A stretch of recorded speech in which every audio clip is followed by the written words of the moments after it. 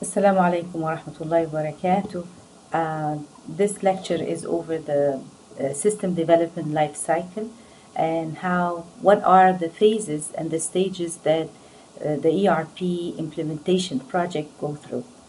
The very first stage that we go through in ERP implementation is defining the scope. Because remember, ERP is, or implementing an ERP system, you are starting with a prepackaged solution, a software that's already implemented. So now, however, like it is a very complex and a large system, you have to decide on what modules you are going to implement in the short term and in the long term. So we have to define the scope of the implementation. Also, we have to define what resources and how much time do we have in order to implement. So the budget and the schedule, as we said, the short term and the long term, which modules will be implemented first, and usually the decision is based on how mission critical they are and how important they are to maintaining and sustaining the competitive advantage of the organization. We have to decide which implementation strategy we'll go with. Are we going with the comprehensive, and we've already covered that in the first lecture? Are we going with the vanilla? Are we going with a pilot where we start small and we keep on adding? So we have to come up with the long-term vision of the new system and the short-term implementation. We also have to secure top management commitment for several reasons. One, this is a very complex system. It is an expensive system. It requires a lot of resources in terms of training the users, in terms of getting support, consultant support, and again, rewarding employees who are trying to diffuse and adopt the software across. So a lot of resources are needed. There is also a lot of change involved. So we talk a lot about change management and how you have to manage change with the implementation of ERP, because ERP, the business processes are not the same as the ones that might be in place. There is a lot of control inside of the system that may conflict with the authority and power of the people who will be affected on a daily basis. So there may be a lot of resistance, people not wanting to make that change. So top management support and commitment is very important to guarantee that people will listen and will actually consider this change and take the steps to make the change. In this phase, we also need to start looking at which vendors can provide, have software that satisfy our needs. So the starting of the vendor selection, we're not yet selecting a vendor, but we have to understand who are offering solutions that fit our needs. Usually the vendors are invited to the organization to present their software and also to demonstrate that their software will provide improvement in terms of productivity, in terms of cost, in terms of resources. So they take your own data, the company's data, and they use their own software in order to generate an output. And they have to convince you as a decision maker that they are either cutting costs, they are improving your business process, they increase the productivity, so now you can do more in less time with less resources, and so on. The second phase is the analysis and design phase, and during that phase you have to make a decision on which vendor you are going to choose. And along with that, who are the consulting firm or company that will help you implement? There are, of course, like Ernst & Young and Accenture and Capgemini. These are very famous consulting firms. They actually have also divisions in Qatar here. So they are very well known of implementing and successfully actually implementing these software and managing change and doing a comprehensive implementation plan. During that stage also, you're trying to understand what are your user requirements. So for each department, what are their requirements? Now, you have to understand there will be no 100% satisfaction of requirements with whatever software you will decide on. And that's because the software, as we said, is a prepackaged solution that has already been developed, and the requirements are they depend only on are specific to that organization. So there cannot be 100% satisfaction. I mean, that would be a very rare case that whatever you need is exactly what's inside of the software. So you have to identify or do a gap analysis and identify the difference between what the organization need and what the software can provide. There will be a gap, there will be a difference between the business process and what the embedded software business process in the software. The software has its own process, and that process, yes, it is based on best practices within the industry, but there is no guarantee that it will be perfectly aligned with what the organization needs. Because there will be change, because there is a difference between how people used to conduct the business process and how it can be implemented within the software, you have to come up with a change plan. How are we going to change our business processes? How are we going to modify and customize the user interface, the screens? The users are used to specific terms that they use in business. So you can adjust. I mean, like, this is not a big customization. It is part actually of the configuration that you changed the user interface to so that it fit the terminology and the language that they use. And then how can we customize the reports so now it fit our needs? Again, if you have an old system, you don't want to re-enter the data. You have to convert the data to a format that the ERP system can accept. You also have to come up with a plan. So we have to make a plan. How are we converting the data? And you also have to make a plan for moving from the old system to the new system. We talked about the change, so you have to have a plan for training, educating and training the users so you don't have a lot of resistance to the change. Our first stage is the acquisition and development stage, and that's when you are starting to you acquire actually the software. You buy the software and you start working with identifying the customization and the change that needs to be done. So you look at your gap analysis, which is the difference between what the software can provide and what you exactly need and your business process. And you have to come up with steps of how you are going to make the change. Whether the change is in totally redesigning the business process or in maybe customizing the software itself, or going with the configuration, making changes, and not changes, but making choices within the software in order to adapt it to your specific needs. So the SAP come with configuration choices, specific choices that the user have to make in order to adapt the software to their specific needs. Every organization will have to do the configuration. The configuration is not a change of the software itself. You do not rewrite software or anything. All you do is just you make choices while you are installing the software.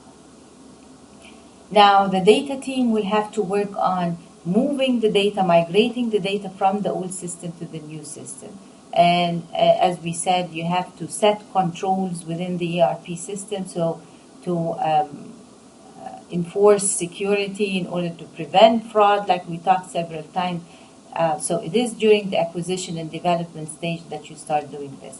So we buy the software, we identify the kind of change that we need to do, whether it is a change in the business process or a change in the software, and we start actually doing the change management. So we have a lot of education and training, working with the end users in order to make the change to the business process, migrate the data from the old system to the new system, and now the new system needs to be configured, and that's before actually using it. So before we can use the ERP system, we have to configure it, make the choices in order to adapt the system to our specific needs. Okay, our fourth stage is the actual implementation. So we are already configured the system. We are ready to let the users test it and give us feedback on the usage and the actual production of the system, using the system on a daily basis. And based on that feedback, we have to maybe redo the customization or the configuration, make changes to some of the configuration because it doesn't fit us.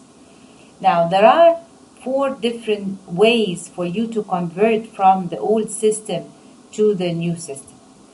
The phased approach says that you will start with specific modules or specific functionality, and you will keep on adding more to move from the old to the new system. So it is bit by bit.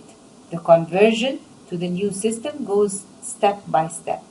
At the beginning, I go small steps, and as I feel more confident, then I take big steps.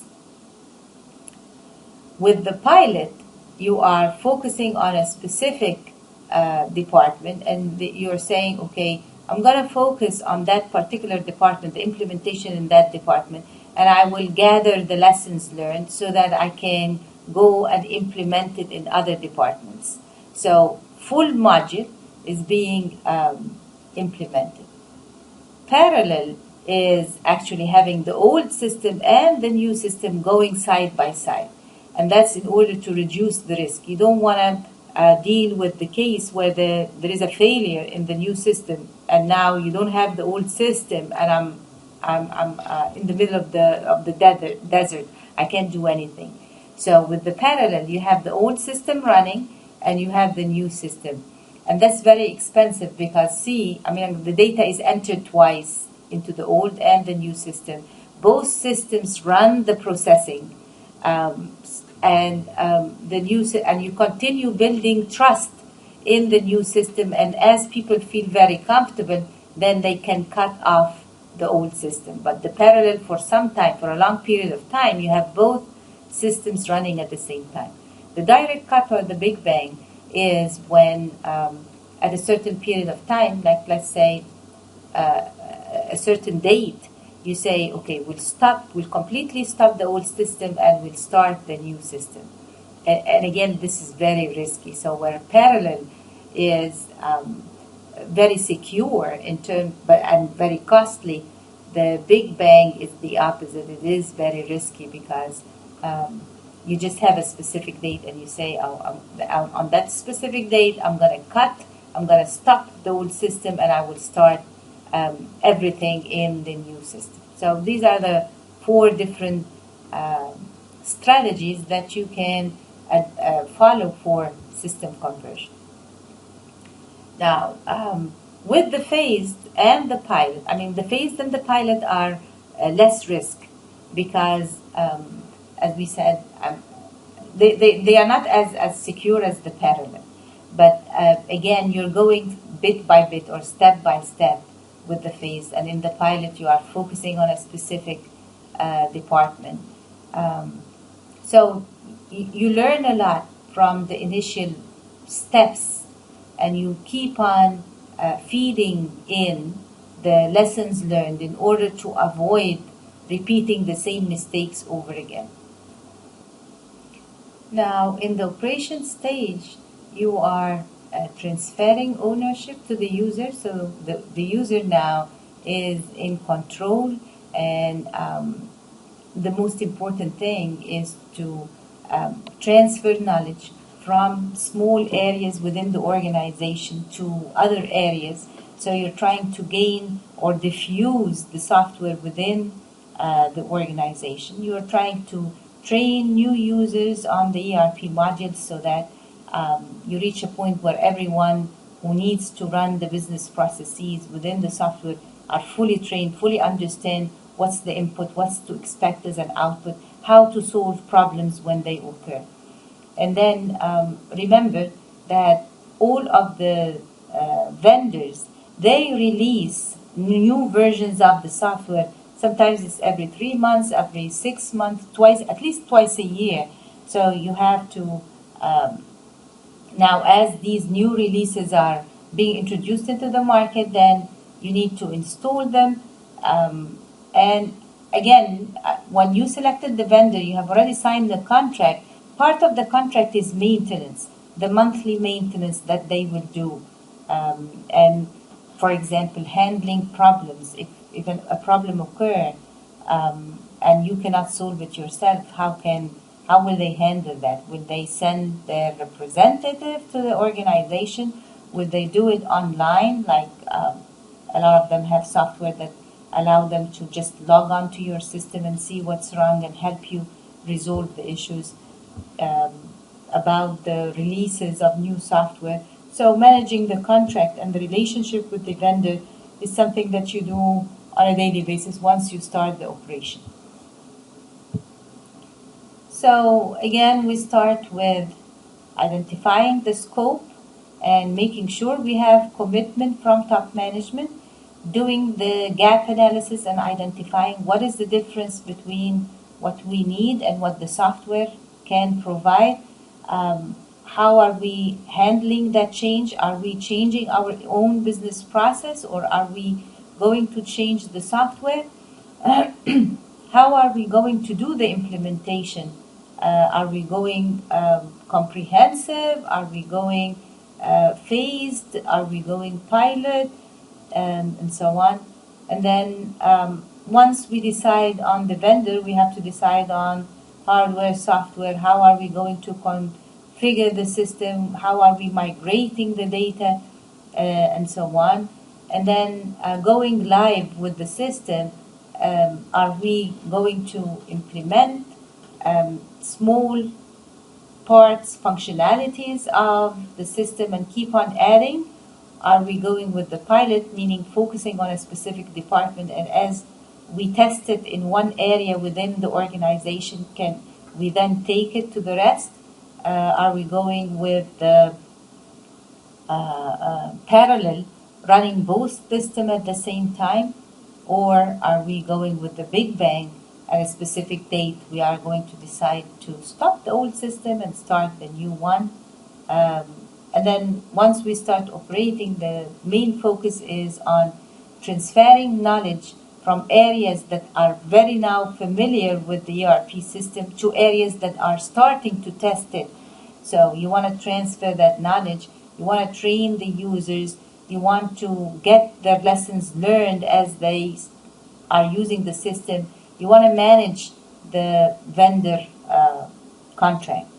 In all of these phases, there is a change, whether it's at the beginning with scope and commitment, because none of the people affected in all of these stages have prior knowledge. I mean, like you may have someone who's a champion, who's very enthusiastic about the ERP because maybe he worked in another institution before, in another company, and he had already worked with that software and think that your company can benefit from it a lot.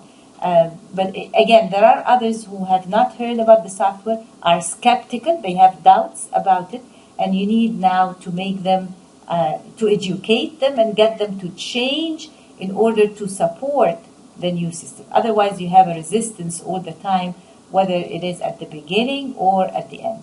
You don't want, of course, to surprise the end user at the end when you have operations and say, okay, now you have to forget about your old system and start using this new system. Of course, you will have a lot of resistance, and they will create a lot of problems for you.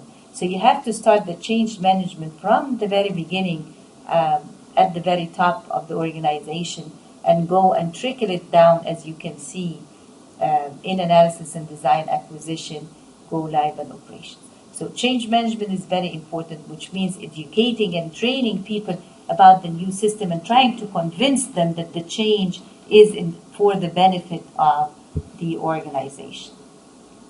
So again, this slide is repeating what I told you. Change management is very important. Have to start from the very beginning. You have to have people who are very well versed in understanding how can they support change. You cannot force change. I cannot force change on users. They will resist. They will. You will lose their satisfaction. They will not be productive. So you have to gain their trust in the system through education and training, through change management. So SMEs are very important, and these are the subject matter experts, people who are in every department, the experts of a specific business process. These are the ones that you have to gain their trust first, because they can help other people trust them. They are known as experts in that area. So you may have an expert in finance, an expert in sales, an expert in purchasing. Everyone around them, identify them as experts. So gaining their support is very important in implementation, because already they have the trust and the support of the other team members or the other end users. So they can convince others to change, to adopt that new change. So SMEs are important, as well as top management. We talked about top management commitment, and as you go through the phases of implementation, whether from the very beginning, identifying the scope, or at the very end in operation, you need top management commitment, because otherwise, if you do not have, as an implementation team, you really don't have the authority to force change. So top management, we don't want to say that they force, but people understand that they are the ultimate decision makers. That if you are not aligned, if you are trying to hinder, meaning cause problems to the organization, and are preventing the organization from going forward, then top management will take the decision to get you out of the way. But you, as an implementation team, you don't have that authority. So top management support is really important. As I told you earlier, all of the large consulting firms came up with their own methodologies to implement ERP system. So one of the examples is Ernst & Young, and they have 5 phases. The first phase is a value proposition. They say we have to start by convincing the organization that this solution, this particular ERP solution, makes sense to them. And that's specifically by telling them it will actually increase your productivity, it will reduce your cost, it will reduce time of operation, will make you more productive, and allow you to compete in the market. So that's the first phase, that they have to convince the company that this particular solution it make business sense in terms of, as we said, productivity, in terms of resources, in terms of competitiveness within the market. The second thing is going into the organization and checking, is this organization ready for change? Can they actually be successful in implementing the ERP system or not? So that's the reality check. Part of the reality check is saying, do they have the resources? Do they have the money in order to spend on education and training, on acquiring the hardware, the software, on consulting?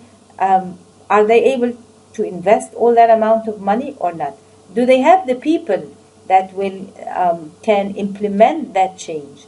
The consulting firm will help you, but you have to have the right people that can take care of the system once it is in production. And then setting the right expectations, both in the short term and the long term. What do we mean by that? Now, ERP system is a very complex system. It is not a silver bullet, like they say, which means that overnight, in one day, it will not solve all of your problems. There will be short-term benefits, but there are also long-term benefits. It will take you from 1 to 5 years in order to fully realize the benefits of the ERP system. So you have to make these expectations clear to the user. You will not get 100% benefit the first day that you will implement the ERP system. There are short-term goals and gains and long-term gains. Then the fourth phase is success, and that's identifying the critical success factors. Remember, the CSF, critical success factors, are prerequisites. Like, for example, they tell you before you take a specific course, you need to take a previous one, the prerequisites for a course. So success, in order to be successful in implementing the ERP, you have to have the right people, you have to have the right skills, you have to follow specific methodologies, you have to have change management. All of these are critical success factors. And then at the end, delivering the value and saying, okay, if we have done all of these, then the last thing is actually to see the benefit and to be able to measure it. You don't want to just qualitatively, meaning in words, say, this is much better. No, much better, prove to me in numbers now that I am actually reducing the time, I am actually reducing the cost, and I'm more productive. I'm able to generate higher output. Deloitte & Touche is another consulting firm. They have their own methodology that they call fast track. And again, very similar to the traditional now here. We start with scoping and planning, identifying what is the scope of that project, what modules are we going to implement, or what functionality are we going to adopt, what the budget, the schedule, how much time, what is our long-term plan, and so on. The visioning and targeting is you're trying to assess what's inside of the organization, what is currently being implemented in order to identify the gap. So I need to understand what I currently have and what is the targets that I'm trying to achieve in the future. So basically what you're doing in visioning and targeting is a gap analysis, where I am now, where I want to be in the future. And redesign is starting now to do the design, to come up with the solution in order to reach that target. Once I come up with the solution, then I can start the actual configuration of the system, and then the implementation, the integration and testing plan, meaning that are we going to go with the phased, are we going to go with the pilot, are we going to go with the parallel or the Big Bang. Whatever the implementation strategy is, we have to test and we have to integrate with other systems, like we said in class the other day. So what kind of skills do I need in order to conduct or go through these phases? The skills is definitely you need, you need to project management. How can I plan? How can I implement the plan? How can I communicate? How can I budget and quality assurance? So project management is very important. IT architecture, coming up, in order to come up with a solution, you have to understand IT architecture. In order to make change, I need to look at the process integrity and also system integrity in order to be able to enforce control and security. We talked about change management, so change leadership is very important. And then we talked about knowledge transfer, transferring the knowledge, and how important is training and documentation are. SAP has another methodology that's called accelerated SAP, and again, 5 different phases. You start with a project preparation, which is exactly the same like scoping, understanding or planning on the scope of the project and identifying or assessing the readiness of the organization. Is the organization ready for that change? Once you do that, then you come up with the design. That's the business blueprint. So the engineer or the consultant come up with a methodology or steps in order to implement the business processes. And realization is the actual going through these steps. So the blueprint is just like identifying the methodology, the steps that I will go. The realization is following these steps in order to configure the R3, which is their system. And then, of course, you have to get user input on the design before you go live.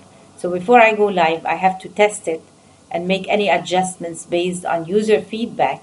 And then we go live at the end. And during even production or the go live, we need to make measurements and collect, as we said, quantitative data in order to convince the user that the system is a much better system than the old one, that the change is really needed to support the organizational strategy.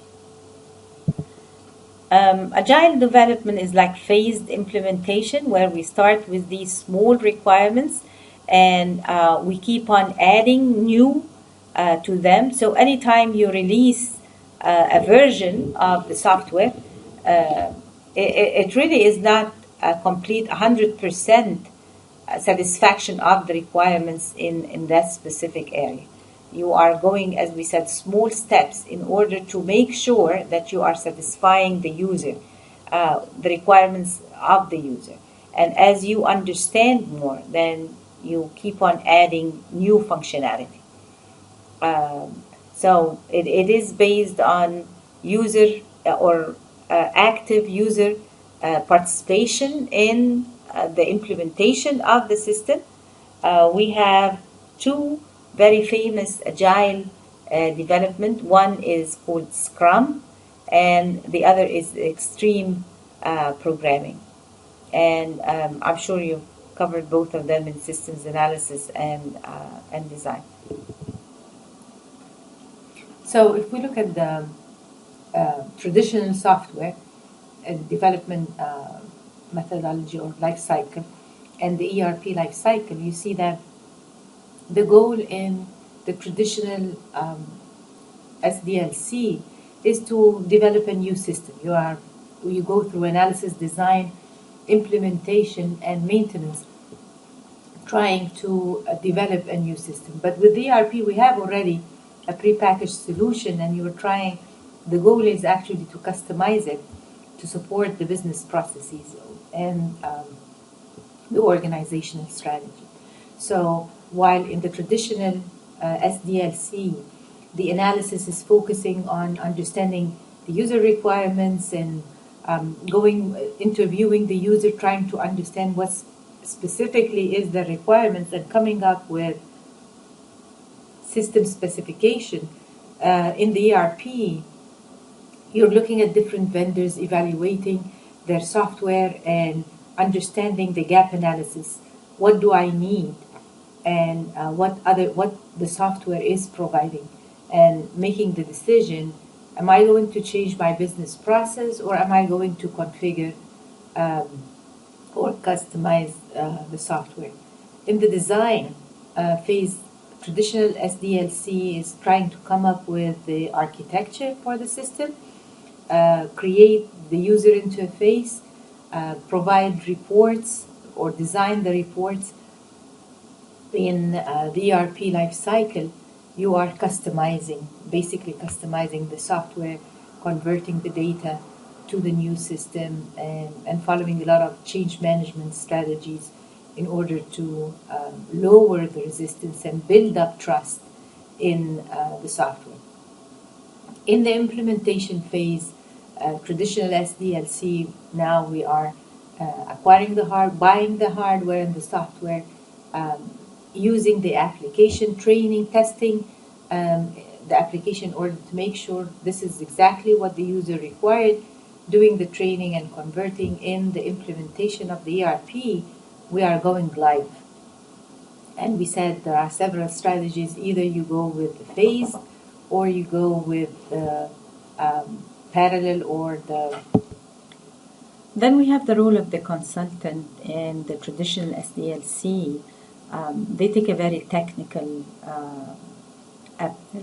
approach in that they are helping you in order to design the implementation, and a little bit of training, but not the same as in ERP. In ERP, you see a lot of the consultant is really taking an end-to-end approach, meaning that I'm going to start from the beginning. I will do the planning. They don't assume that you have a good knowledge of the software, so they take your hand step by step and say, okay, and we'll also manage change, will manage the process change, and also provide the technical support. But really, they take an end-to-end approach to the implementation, start from the very beginning up until the very end. So part of the consultant role is also to advise you which vendor should you go in based on your own needs.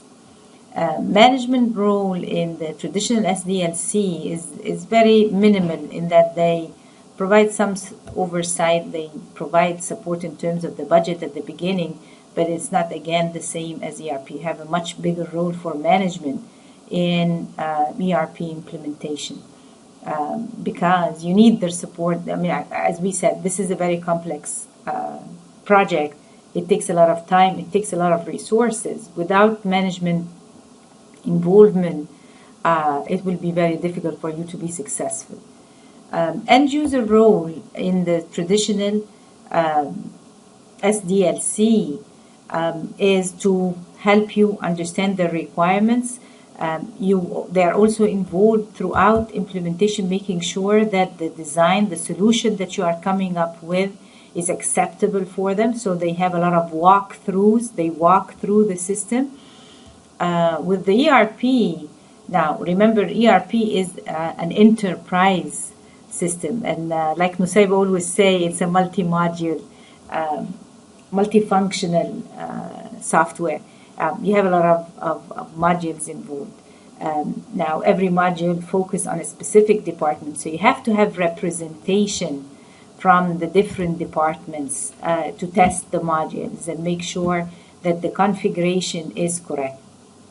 So we have the SMEs, remember SME, and that stands for subject matter expert, an expert in a specific area. They must be very involved in the configuration of the ERP system because they help you make the changes. Otherwise, it becomes very hard for you to do config. Why are the SMEs important? Because they are the best ones, the best individuals in a department to understand the business process and what need to be done. So we have multiple groups and multiple SMEs from the different departments. We have two types of users. We have the advanced users that are trained, that are enthusiastic about change. And you have the users that are at the beginning starting to implement the software. So a lot of end users, again, play a big role, especially the SMEs, the subject matter experts, because they are involved in configuration of the ERP. We have the advanced users, or some books or articles would call them power users. And you have the less advanced users or normal users that need to be trained, need to need to do a lot of holding, helping them step by step to use the software. Operations in the traditional SDLC, you need to do a lot of maintenance. We do a lot of updates and provide technical support, as we said. That's when you are using the system. You may have questions, and these are like operations are the people that provide you support while you are using the software. So the role is really similar in both, but in the ERP, they collect also information about change and what would be best. What should we do in order to ease change? That's all what we will cover in this chapter. So the whole chapter again is about SDLC, different system development life cycles, and the main differences between the traditional SDLC and ERP implementation. Thank you all for listening.